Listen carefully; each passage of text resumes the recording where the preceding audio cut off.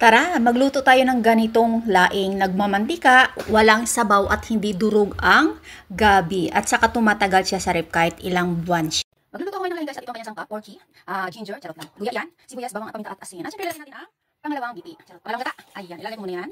Hindi ko siya, ayan, dahil kumulo naman itong aking gata, ayan, lalagyan ko na siya ng suka. Yung saktong dami lang. Alam niyo bakit ako naglalagay ng suka? Para hindi madurog ang dahon ng gabi. Kasi alright, dahil medyo natuyo na ang gata na nilagay ko dito kanina. At tingnan niyo naman, buo pa rin ang ating dahon, hindi siya nadurog. Ayan, pero hindi na tayo pagkalo. Biluya ka natin ng ilalim. At saan ba niya? Kung baka niya? Ito dito. Kailangan tuyo sa ilalim. Ayun.